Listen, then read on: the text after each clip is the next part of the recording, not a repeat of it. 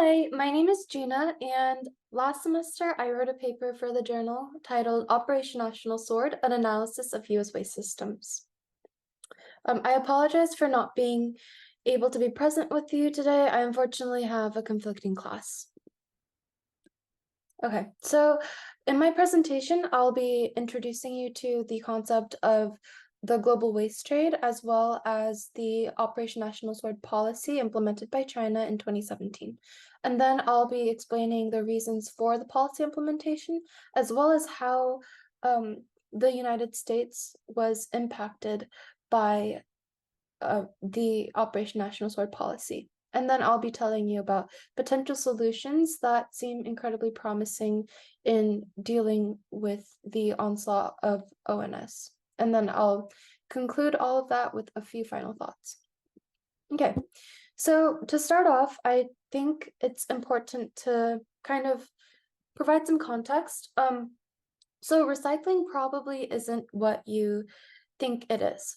The global waste trade is a phrase that kind of explains the pattern of waste being produced in the global north by countries like the United States and England, and being exported to and disposed of in countries of the global south, like China, Malaysia, Kenya. And a lot of the quote-unquote recyclables that you might think of, things like plastic bottles and stuff, they're not actually always recyclable. A lot of the time, actually, those recyclables end up being landfilled by global waste importing countries like China.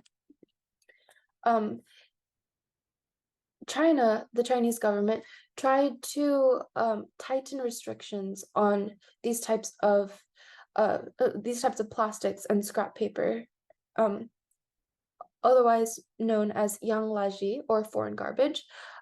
China, before Operation National Sword, used to be the biggest waste importer in the global waste trade. So they would take in the most waste from countries in the global north, like US and the UK. Through Operation National Sword, China was able to reduce their contamination threshold requirement from 5 to 10%, all the way down to 0.5% for scrap paper and plastics. So through this policy, plastic imports to China from the United States actually lowered by 99%. And this huge decrease led to widespread waste stream backlogs. A lot of the plastic that would have gone to China was diverted to countries like Mexico, Indonesia, and India. And additionally, a lot of plastic ended up being accumulated in US landfills. As of this year, actually, the amount of plastic that gets landfilled and incinerated in the United States has actually increased 23.2%.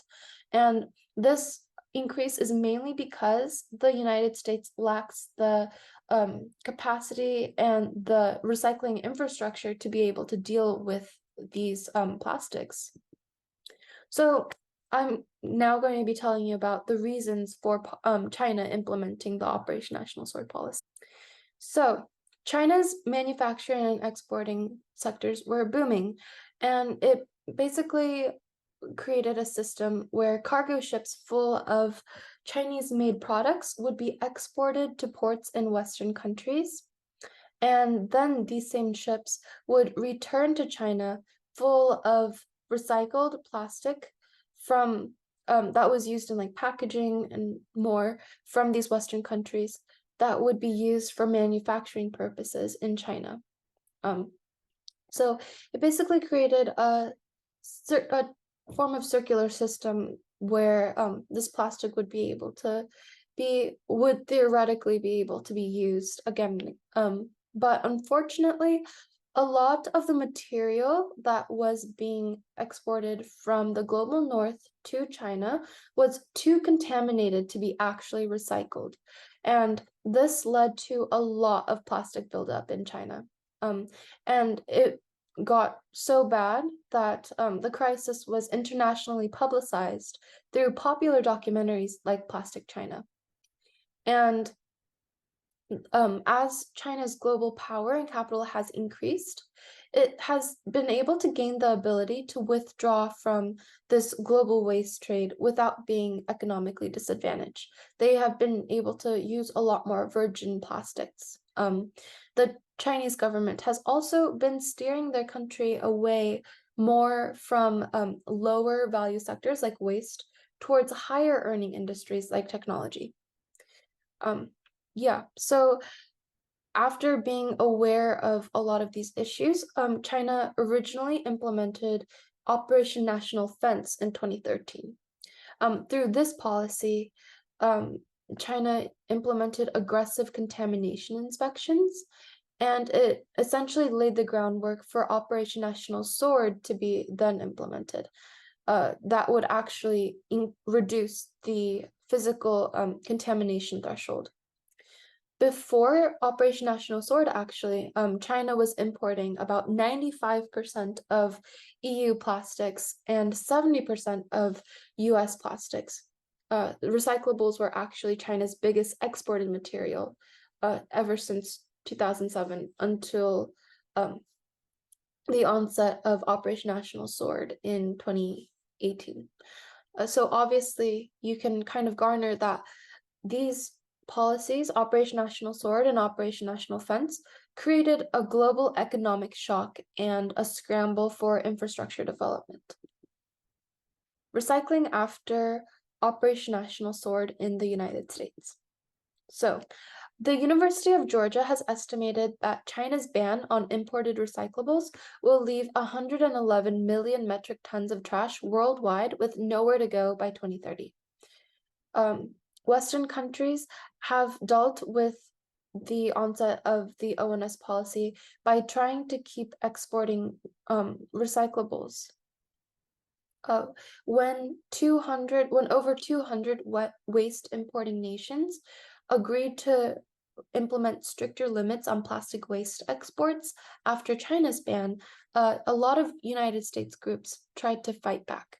In 2020, actually, the world's largest petrochemical makers lobbied the United States trade negotiators to push Kenya to keep importing plastic waste. US municipalities have also dealt with ONS by either having to pay more for recycling services or just simply discarding their waste. In 2017, Stamford, Connecticut, the city, made $95,000 by selling their recyclables to different contractors and facilities. But after ONS in 2018, the same city had to pay $700,000 to remove them. So they've had to pay this money for the same services. Originally, selling recyclables was profitable because those recyclable materials would be sent to China or other waste importers. But after ONS, there was simply no capacity for these materials. Over 70 of these facilities and municipalities have had to entirely end their curbside recycling programs at some point or another because of ONS. A lot of these programs have increased the costs to their residents, and others have also had to limit what materials they can accept. Additionally, after ONS, a lot of US cities started to turn to landfills to discard their recyclables. For example, Philadelphia is now incinerating about 50% of their once recyclable materials that they collect from their 1.5 million residents. The US implemented the National Recycling Strategy in 2021 after the Operation National Sword policy implemented by China highlighted a lot of the challenges that the recycling system in the United States had. For example, we obviously can see that there are reduced markets for recycled materials. There's a lack of recycling infrastructure, and there's also just general confusion around which materials can actually be recycled. Because the United States has implemented their national recycling strategy so late, it's made it difficult to compare the reactions of the United States and other Western nations that actually do have these long-standing recycling strategies. Also, because recycling in the United States is very dependent on local municipalities, there have been differences in reactions amongst these regions. For example, in Los Angeles, which has a very strong municipal recycling system with more recycling facilities than most regions, the city has been able to recycle 80% of its waste and continue increasing their targets by intending to recycle 90% of its waste by 2025. Their recycling industry actually contributes an annual $200 million to the city's economy. If we do want to add a comparative analysis to recycling, by comparing the United States with another country, Australia would be a very pertinent example. Both of these countries developed national recycling strategies only after Operation National Sword was implemented by China. And they've both dealt with similar reactions and problems to this policy because they both lack the proper recycling standardization systems necessary for domestic recycling. And also, in regards to reactions, they've also both diverted a lot of their plastic waste to landfills following ONS. In 2018, the Australian Ipswich Council announced that it would have to transfer a lot of their recyclables to landfills because their contractors requested an additional $2 million of funding. Okay, and now I'll be talking about potential solutions that have arisen to combat a lot of the problems that come with having to develop these domestic recycling systems. So it's become very clear that the United States has to develop a domestic market for plastic recycling. In 2021, the United States Environmental Protection Agency adopted a national recycling strategy for a circular economy approach to materials management.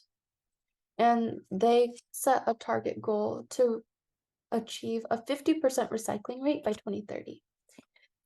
There has also been more federal support and funding for increasing this necessary infrastructure. President Biden's Infrastructure Investment and Jobs Act will now allocate $350 million to assist in reaching that recycling rate.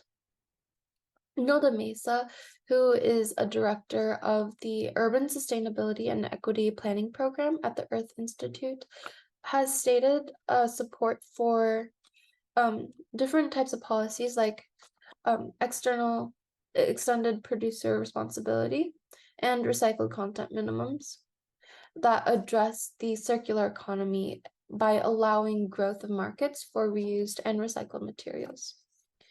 There's also being able to implement these policies will also reduce different types of misconceptions we might have regarding recyclable contamination through more education. So I'll explain extended producer responsibility a little bit. So producers are, within the EPR framework, producers would basically be expected to internalize the disposal costs of waste generated by their packaging. So a company can do this by basically paying for a facility to process the post-consumer products that are produced within the usage of their original good. So there are some states that already have implemented some forms of EPR laws. For example, California has a law that requires first sellers of specific pesticide containers to participate in a recycling program where they annually submit documents to the Department of Pesticide Regulation regarding certification. EPR would also provide the benefit of being able to subsidize the creation of recycling infrastructure. The next solution, proposed solution, is RCM, So RCM would basically increase demands for recycled packaging by basically making it so that producers have to use a certain amount of post-consumer recycled content in the packaging of their products. Again, a lot of states have already implemented RCM laws. In California, there's currently an assembly bill proposed, Bill 478, which requires thermoform plastic containers to contain at least 30% recycled plastic by 2030. It has to be noted, though, that RCM laws are most successful when they are accompanied by other legislation that increase recycling facility capacity. So again, in our ideal world, we would be able to implement supporting legislation that can work with RCM and EPR by increasing facility capacity. So in order to create our domestic recycling market, we would have to decrease the demand for virgin plastic materials and increase the demand for recycled plastic materials. And to do so, we obviously do need to increase our facility capacity and reduce contamination issues. And here's my conclusion. So obviously, Operation National Sword revealed our lack of comprehensive domestic recycling systems, and implementing solutions to deal with these issues has been particularly difficult for the United States because of the fragmented nature of our waste systems. There has been newfound attention to these issues through government funding for recycling infrastructure, thankfully.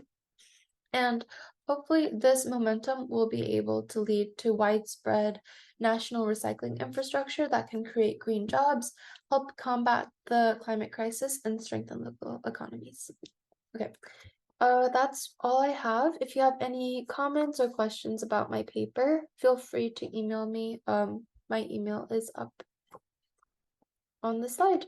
Thank you so much.